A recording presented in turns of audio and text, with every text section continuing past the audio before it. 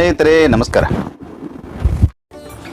ಸ್ನೇಹಿತರೆ, ಕರ್ನಾಟಕದ challenging star, box office ಸುಲ್ತಾನ ಅಂತ ಹೆಸರುಗಳಿಂದ ಕರೆಯಲ್ಪಡುವ ಕೋಟ್ಯಾಂತರ ಕನ್ನಡಿಗರ ಡಿ ಬಾಸ್ ಖ್ಯಾತಿಯ ದರ್ಶನ್ ಟೂದೀಪ್ ಅವರ ಕ್ರಾಂತಿ ಸಿನಿಮಾದ ಪ್ರಮೋಷನ್ನನ್ನು ಅವರ ಅಭಿಮಾನಿಗಳು ಈಗಾಗಲೇ ಭರ್ಜರಿಯಾಗಿ ಶುರು ಇಟ್ಕೊಂಡಿದ್ದಾರೆ. ಒಂಥರದಲ್ಲಿ ರಾಜ್ಯಾದ್ಯಂತ ಈಗ ಕ್ರಾಂತಿ ಸಿನಿಮಾದ ಮಿನಿಯ ಆವರಿಸಿಕೊಂಡಿದೆ ಅಂತ ಹೇಳಿದರೆ ತಪ್ಪಾಗಲಿಕ್ಕಿಲ್ಲ.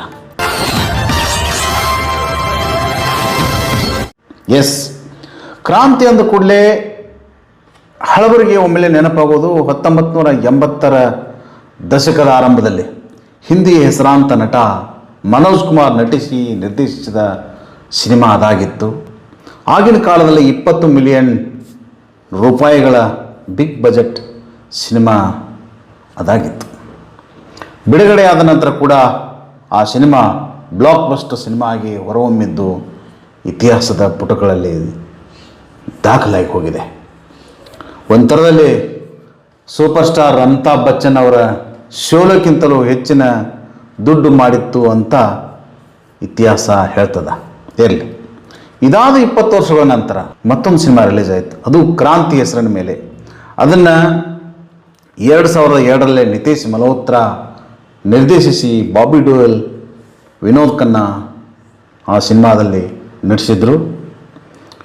ಈ ಸಿನಿಮಾ ಬಂದ ಮೇಲೆ ಅಂದರೆ 20 ವರ್ಷಗಳ ನಂತರ ಮತ್ತೆ ಅದೇ ಕ್ರಾಂತಿ ಸಿನಿಮಾ ತೆರೆಯ ಮೇಲೆ ಬರಲಿಕ್ಕೆ ಸಜ್ಜಾಗಿ ನಿಂತಿದೆ. ಈಗ ಬರ್ತಾ ಇರೋದು ಮಾತ್ರ ಕನ್ನಡದಲ್ಲಿ. ಖ್ಯಾತ ಸಂಗೀತ ನಿರ್ದೇಶಕರಾದಂಥ ವಿ ಹರಿಕೃಷ್ಣ ಅವರ ನಿರ್ದೇಶನದಲ್ಲಿ ಬಾಕ್ಸ್ ಆಫೀಸ್ ಸುಲ್ತಾನ ಚಾಲೆಂಜಿಂಗ್ ಸ್ಟಾರ್ ದರ್ಶನ್ ಅವರ ಅಭಿನಯದಲ್ಲಿ ಬರ್ತಾ ಇರತಕ್ಕಂಥ ಈ ಕ್ರಾಂತಿ ಸಿನಿಮಾದ ಬಗ್ಗೆ ಅವರ ಅಭಿಮಾನಿಗಳಲ್ಲಿ ಭಾರಿ ಕುತೂಹಲ ಮತ್ತು ರಣೋತ್ಸವವನ್ನು ತುಂಬಿಬಿಟ್ಟಿದೆ. ಯಾಕಂದರೆ ಅವರು ನಡೆಸ್ತಾ ಇರುವಂಥ ಈ ಬೇರುಮಟ್ಟದ ಪ್ರಚಾರವನ್ನು ನೋಡಿದರೆ ಖಂಡಿತ ಈ ಕ್ರಾಂತಿ ಸಿನಿಮಾ ದೊಡ್ಡ ಮಟ್ಟದಲ್ಲಿ ಹಿಟ್ ಆಗುವ ಲಕ್ಷಣಗಳೆಲ್ಲ ಕಂಡು ಬರ್ತವೆ ಅಂತಲೇ ಹೇಳ್ಬೋದು. ಹೌದು, ಲೈಫ್ ಬಾಯ್ನಿಂದ ಶುರುವಾದ ದರ್ಶನ್ ಅವರ ಸಿನಿಮಾ ಜರ್ನಿ ಇವತ್ತು ಚಿತ್ರರಂಗವನ್ನೇ ಆಳುವ ದೈತ್ಯ ನಟನಾಗಿ ಬೆಳೆದು ನಿಂತಿರುವುದನ್ನು ನೋಡಿದರೆ ಹಬ್ಬ ಅಂತ ಅನಿಸ್ತದೆ. ಜೊತೆಗೆ ಸಾಮಾಜಿಕ ಬದ್ಧತೆ, ನೊಂದವರ ಕಣ್ಣೊರೆಸುವ ಗುಣ ಹೊಂದಿರತಕ್ಕಂಥ ಅವರು ಯಾವುದೇ ನಟ ಹೊಂದಿರಲಾರದಷ್ಟು ಅತಿ ಹೆಚ್ಚು ಅಭಿಮಾನಿಗಳನ್ನು ಹೊಂದಿದ್ದಾರೆ. ಹಾಗೆಯೇ ಈ ಅಭಿಮಾನಿಗಳ ಅಭೇದ್ಯ ಜಾಲವನ್ನು ಕಟ್ಟಿಕೊಂಡಿರ್ತಕ್ಕಂಥ ಅವರು ಈ ಕ್ರಾಂತಿ ಸಿನಿಮಾದಲ್ಲಿ ಅತ್ಯದ್ಭುತವಾಗಿ ನಟಿಸಿದ್ದಾರೆ ಅಂತ ಹೇಳಲಾಗ್ತಾ ಇದೆ. ಶೈಲಜಾ ನಾಗ್ ಮತ್ತು ಬಿ ಸುರೇಶ್ ಸೇರಿ ನಿರ್ಮಿಸುತ್ತಿರುವ ಈ ಚಿತ್ರವನ್ನು ಪ್ರಖ್ಯಾತ ಸಂಗೀತ ನಿರ್ದೇಶಕರಾದಂಥ ವಿ ಹರಿಕೃಷ್ಣ ಅವರ ನಿರ್ದೇಶನ ಮಾಡಿದ್ದಾರೆ. ಸಹಜ ಸುಂದರಿ ರಚಿತಾ ರಾಮ್, ವಿ ರವಿಚಂದ್ರನ್ ಹಾಗೂ ಮುಖ್ಯಮಂತ್ರಿ ಚಂದ್ರು, ಉಮಾಶ್ರೀ ಸೇರಿದಂತೆ ಭಾರೀ ತಾರಾಗಣವನ್ನು ಹೊಂದಿರತಕ್ಕಂಥ ಈ ಸಿನಿಮಾ ಸಂಪೂರ್ಣವಾಗಿ ಪೋಲೆಂಡ್ ದೇಶದಲ್ಲಿ ಶೂಟಿಂಗ್ ಆಗಿದ್ದು ಅವರ ಅಭಿಮಾನಿಗಳಲ್ಲಿ ಭಾರೀ ನಿರೀಕ್ಷೆಯನ್ನು ಹುಟ್ಟುಹಾಕಿದೆ. ಸಿನಿಮಾದ ಪೋಸ್ಟ್ ಪ್ರೊಡಕ್ಷನ್ ಕೆಲಸಗಳೆಲ್ಲ ಮುಗಿದು ಅತಿ ಶೀಘ್ರದಲ್ಲೇ ಬಿಡುಗಡೆಗೆ ಕಾದಿರುವ ಈ ಸಿನಿಮಾವನ್ನು ಕರ್ನಾಟಕದ ಮಾಧ್ಯಮಗಳ ಬಹಿಷ್ಕಾರದ ಹಿನ್ನೆಲೆಯಲ್ಲಿ ಅವರ ಅಭಿಮಾನಿಗಳೇ ತಮ್ಮದೇ ಆದ ಹೊಸತನದ ರೀತಿಯಲ್ಲಿ ಪ್ರಚಾರವನ್ನು ಕೈಗೊಂಡಿದ್ದಾರೆ. ಒಂಥರದಲ್ಲಿ ಈ ಕ್ರಾಂತಿ ಸಿನಿಮಾದ ಪ್ರಮೋಷನನ್ನು ಅವರ ಅಭಿಮಾನಿಗಳೇ ಹೊತ್ಕೊಂಡಿದ್ದಾರೆ. ಟಿ ವಿ ಮಾಧ್ಯಮಗಳು, ಪತ್ರಿಕೆಗಳು ದರ್ಶನ್ ಅವರಿಗೆ ಕಳೆದ 1 ವರ್ಷದಿಂದ ಬಹಿಷ್ಕಾರ ಹಾಕಿದ್ದಾರೆ.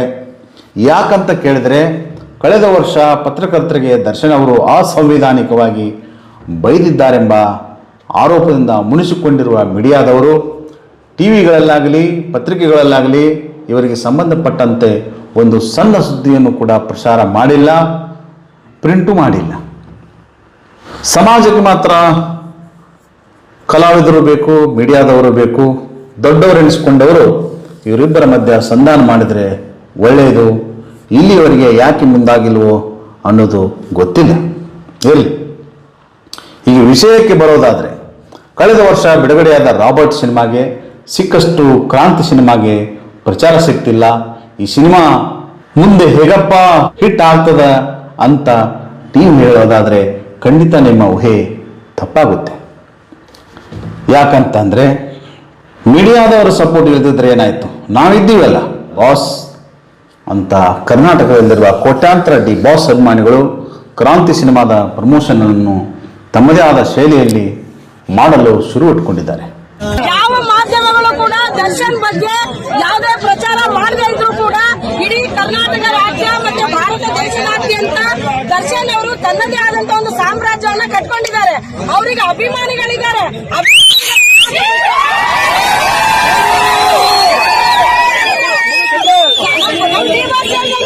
ಸ್ನಾನ ಮಾಡ್ಬೇಕಾದ್ರೆ ಎಷ್ಟೋ ಉದುರುತ್ತಂತೆ.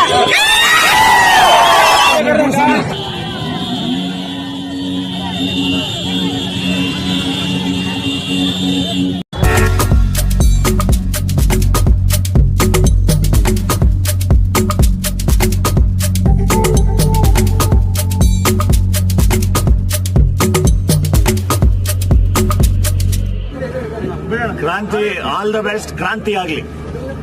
Okay, thank you.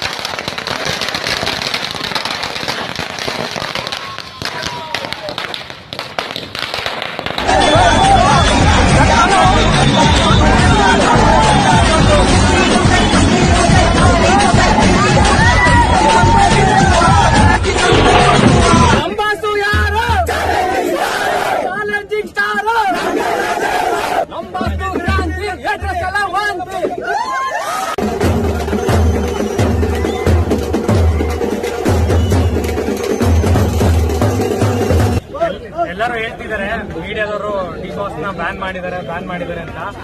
ಮೀಡಿಯಾದವ್ರು ಬ್ಯಾನ್ ಮಾಡಿಲ್ಲ, ಡಿ ಬಾಸ್ ಅವರು ಟಿವಿ ಬ್ಯಾನ್ ಮಾಡಿರೋದು, ನಾವು ಬ್ಯಾನ್ ಮಾಡಿರೋದು. ಈ ಸತಿ ಕ್ರಾಂತಿ ಸಿನಿಮಾ ಹೆಸರಲ್ಲಿ ಏನಿದೆ ಕ್ರಾಂತಿ, ಈ ಸತಿ ಟಿವಿ ಮಾಧ್ಯಮದ ಇಲ್ದಲೆ ಒಂದು ಸಿನಿಮಾ ಭರ್ಜರಿಯಾಗಿ ಹಿಟ್ ಆಗುತ್ತೆ, ಅದು ಕ್ರಾಂತಿ ಸಿನಿಮಾ. ಡಿ ಬಾಸ್ ಅವರ ಫಸ್ಟ್ನೇ ಸಿನಿಮಾದಿಂದ ಈ ಕ್ರಾಂತಿ ಸ್ಟಾರ್ಟ್ ಆಗ್ತಿದೆ ಅಂತ ಹೇಳಕ್ ಇಷ್ಟಪಡ್ತೀನಿ.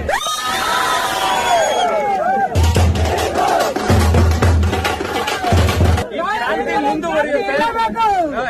ಯೂಟ್ಯೂಬರ್ ಸಪೋರ್ಟ್ ಮಾಡ್ತಿದ್ದಾರೆ, ನಮ್ಮ ಎಲ್ಲಾ ಲೋಕಲ್ ಚಾನೆಲ್ ಸಪೋರ್ಟ್ ಮಾಡ್ತಿದ್ದಾರೆ, ಟಿವಿ ಚಾನೆಲ್ ಇಲ್ಲದೆ ಹೋದ್ರು.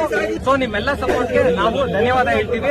ಡಿ ಬಾಸ್ ಅವರು ಮೀಡಿಯಾ ಇಂದ ಅಭಿಮಾನಿಗಳಲ್ಲ ಸರ್, ಅಭಿಮಾನಿಗಳಿಂದ ಮೀಡಿಯಾ. ಅಭಿಮಾನಿನ 100 ಜನಕ್ಕೆ ಪ್ರಮೋಟ್ ಮಾಡ್ತೀವಿ. ತಾಕತ್ತಿದ್ರೆ ಅದನ್ನ ತಡಿಲಿ ಅವರು.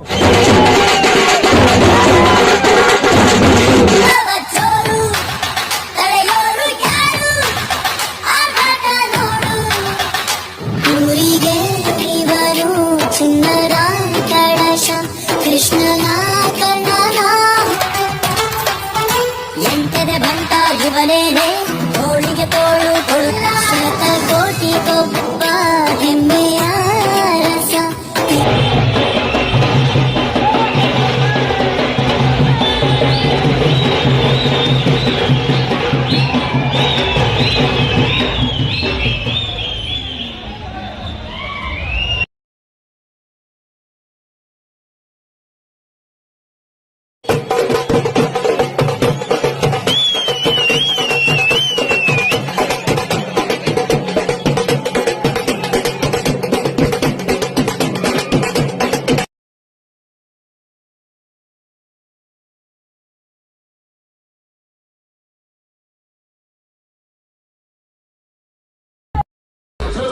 ಮಾಡೋ ಕೆಲಸಕ್ಕೆ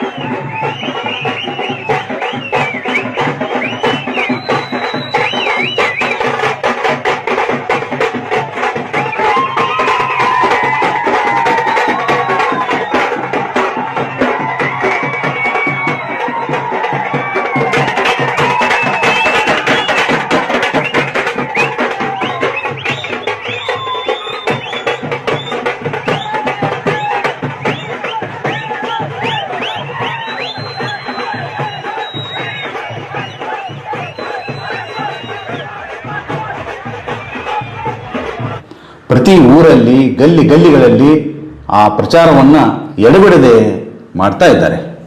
ಯಾವುದೇ ನಟರಿಗಿಲ್ಲದ ಈ ವಿಶಿಷ್ಟ ಶೈಲಿಯ ಪ್ರಚಾರ ಸೋಷಿಯಲ್ ಮೀಡಿಯಾಗಳಲ್ಲಿ ಬಿಡದಂತೆ ಅಬ್ಬರಿಸ್ತಾ ಇದೆ. ಹಾಗೆ ದರ್ಶನ್ ಅವರು ಕೂಡ ಮಿಲಿಯನ್ಗಿಂತಲೂ ಹೆಚ್ಚು ಫಾಲೋವರ್ಸ್ ಹೊಂದಿರತಕ್ಕಂಥ ತಮ್ಮ ಟ್ವಿಟರ್ ಖಾತೆ ಮೂಲಕ ಅಭಿಮಾನಿಗಳನ್ನು ಆಗಾಗ ಕನೆಕ್ಟ್ ಆಗ್ತಾ ಇದ್ದಾರೆ. ಇದು ಅವರ ಅಭಿಮಾನಿಗಳಲ್ಲಿ ಮತ್ತಷ್ಟು ಉತ್ಸಾಹ ತುಂಬುತ್ತಿರುವುದಂತೂ ಸತ್ಯ. ಜೊತೆಗೆ